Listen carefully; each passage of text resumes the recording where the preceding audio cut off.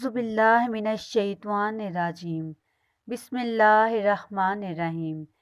सबा वजीफ़ा टीवी के मोहतरम नाज़रीन, अस्सलामु अलैकुम वरहमतुल्लाहि वबरकातुहू। खुदा वो माबूद बरहक है कि इसके सिवा कोई इबादत के लायक नहीं, जिंदा हमेशा रहने वाला। इसे ना ऊँग आती है ना नींद। जो कुछ आसमानों में और जो कुछ ज़मीन में है सब इसी का है। कौन है जो इसकी इजाज़त के बगैर इससे किसी की सिफारिश कर सके? जो कुछ लोगों के रूबरू हो रहा है और जो कुछ इनके पीछे हो चुका है, इसे सब मालूम है और वो इसकी मालूमात में से किसी चीज़ पर दस्तरस हासिल नहीं कर सकते। हाँ, जिस कदर वो चाहता है इसी कदर मालूम करा देता है। इसकी बादशाही और इल्म आसमान और ज़मीन सब पर हावी है और इसे इनकी हिफाजत कुछ भी दुश्वार नहीं। वो बड़ा आली रुतबा और जलीलुल कदर है। हज़रत अबू हुरैरा और हुज़ैफ़ा रज़ी अल्लाह ताला अन्हा बयान करते हैं कि रसूल करीम सल्लल्लाहु अलैहि वसल्लम ने फरमाया, अल्लाह ताला ने हमसे पहले लोगों को जुमा से दूर रखा तो यहूदियों के लिए हफ्ते का दिन और ईसाइयों के लिए अतवार का दिन था। अल्लाह ताला हमें लाया तो इसने हमें जुमा के रोज़ की हदायत दी और जुमा और फिर इसके बाद हफ्ता और इसके बाद अतवार रखा और इसी तरह रोज़े क़यामत भी वो हमारे पीछे होंगे। हम दुनिया में आखिरी हैं और क़यामत के रोज़ पहले होंगे, जिनका सब मखलूक से कबल फैसला होगा। यौमुल जुमा, इस दिन को यौम जुमा इसलिए कहा जाता है कि ये मुसलमानों के लिए इज्तिमा का दिन है। आसमान और ज़मीन और सारी कायनात जो अल्लाह ताला ने 6 दिनों में पैदा फरमाई, इनमें से आखिरी दिन जुमा का ही है जिसमें इस पैदाइश का काम मुकम्मल हुआ। ये दिन अल्लाह ताला की ख़ास बरकतों और रहमतों का दिन है। इसीलिए इस दिन बड़े बड़े वाक़यात अल्लाह ताला की तरफ से वाक़या हुए और वाक़या होने वाले हैं। इस दिन की इन्हीं खसूसियात की वजह से अहम और इस शानदार इज्तिमाई नमाज के लिए जुमा का दिन मुकर्रर किया गया है। इस दिन की अज़मत का अंदाज़ा इससे भी लगाया जा सकता है कि इसके नाम से कुरान पाक में एक पूरी सूरा है जिसमें कि इस दिन के अहकाम और मसाइल बयान किए गए हैं। मान मुस्तफ़ा सल्लल्लाहु अलैहि वसल्लम है।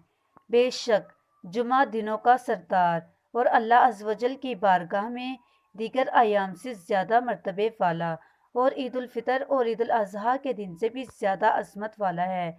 इसमें 5 खसलतें हैं। नंबर 1, अल्लाह अज़्ज़वजल ने आदम अलैहिस्सलाम को इसी दिन पैदा फरमाया। नंबर 2, इसी दिन अल्लाह अज़्ज़वजल ने आदम अलैहिस्सलाम को ज़मीन पर उतारा। नंबर 3, इसी दिन में अल्लाह अज़्ज़वजल ने हज़रत सैयदिना आदम अलैहिस्सलाम को वफ़ात अता फरमाई। नंबर 4, इसमें एक ऐसी साथ है जिसमें बंदा अल्लाह अज़्ज़वजल से जो कुछ मांगेगा अल्लाह अज़्ज़वजल इसे अता फरमाएगा जब तक वो हराम शय तलब ना करे। नंबर 5, इसी में क़यामत होगी और कोई मुकर्रब फरिश्ता या आसमान या ज़मीन या हवा या पहाड़ या समंदर ऐसा नहीं जो जुमा के दिन से ना डरता हो। जुमा को जुमा क्यों कहते हैं? जुमा के मायने हैं मुज्तमा होना, मुकम्मल होना। जुमा को जुमा इसलिए कहते हैं कि इस दिन में हज़रत आदम अलैहिस्सलाम के जिस्म मुबारक की तकमील हुई। जुमा के रोज़ कसरत के साथ दुआ करना।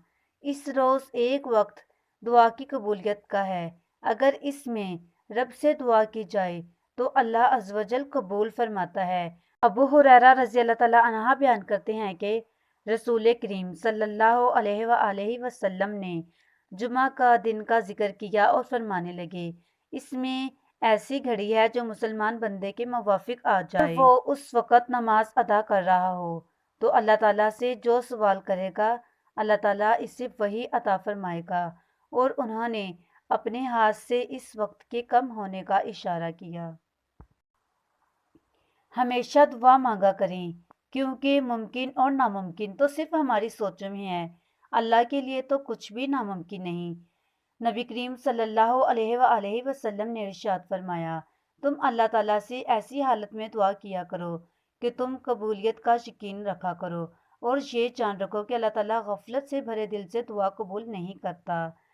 حضرت ابو ہریرہ رضی اللہ تعالیٰ عنہ بیان کرتے ہیں کہ رسول کریم صلی اللہ علیہ وآلہ وسلم نے ارشاد فرمایا، بارگاہ الہی میں دعا سے زیادہ عظمت والی کوئی چیز نہیں۔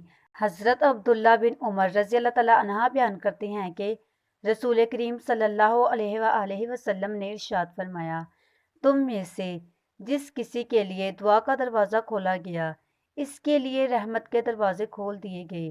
اللہ سے جس چیز کی دعا مانگی جائے، ان سب میں بہتر خیر و عافیت کی دعا ہے۔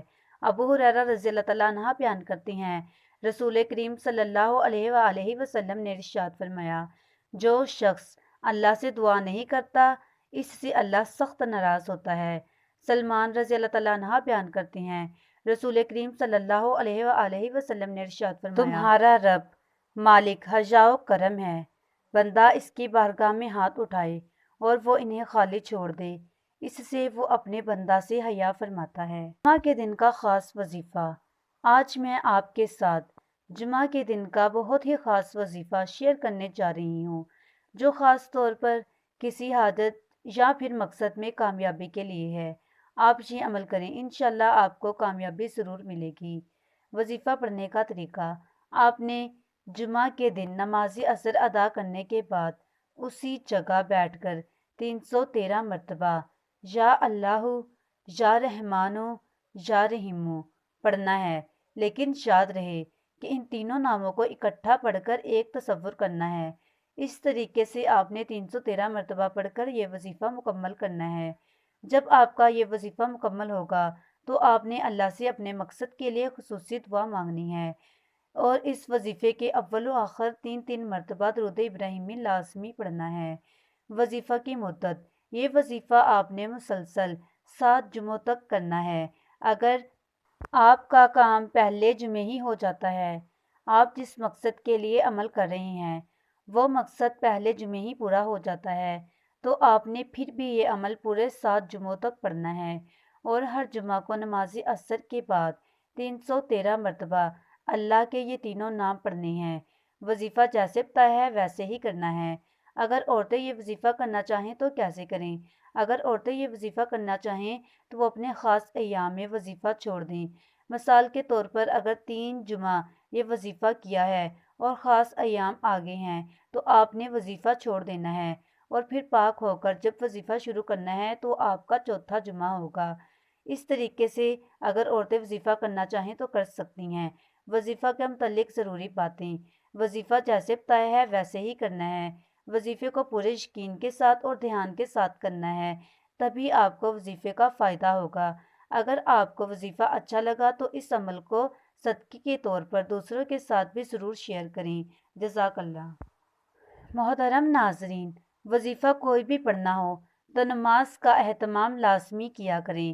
فرمان الہی ہے، صبر اور نماز کے ذریعے اللہ تعالیٰ سے مدد طلب کرو۔ یہ نماز بہت بھاری ہوتی ہے، سوائے ان لوگوں کے جو اللہ سے ڈرنے والے ہیں۔ رسول کریم صلی اللہ علیہ وآلہ وسلم کو جب کوئی مشکل پیش آتی یا کسی بات سے غمگین ہوتے تو آپ نماز پڑھنے لگتے۔ فرمان مصطفیٰ صلی اللہ تعالی علیہ وآلہ وسلم ہے، جس وقت مسلمان نماز پڑھتا ہے تو اس کے گناہ اس کے سر پر رکھے جاتے ہیں۔ جب یہ سجدے میں جاتا ہے تو سارے گناہ گر جاتے ہیں۔ نمازی جب نماز سے فارغ ہوتا ہے تو گناہوں سے پاک صاف ہو چکا ہوتا ہے۔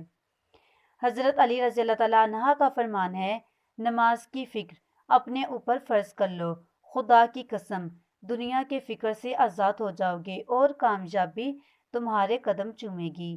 فرمان مصطفیٰ صلی اللہ علیہ وآلہ وسلم ہے، 2 عادتیں ایسی ہیں کہ ان سے بہتر کوئی عادت نہیں۔ پہلی اللہ تعالیٰ پر ایمان لانا، دوسری مسلمانوں کو نفع پہنچانا۔ تو پیارے مسلمانوں، میری اس ویڈیو کو دوسروں کے ساتھ بھی ضرور شیئر کریں کہ دوسروں کا بھی نفع ہو، اور مزید ایسی ویڈیوز دیکھنے کے لیے صبا وظیفہ ٹی وی کو سبسکرائب کر دیں۔ Thanks for watching.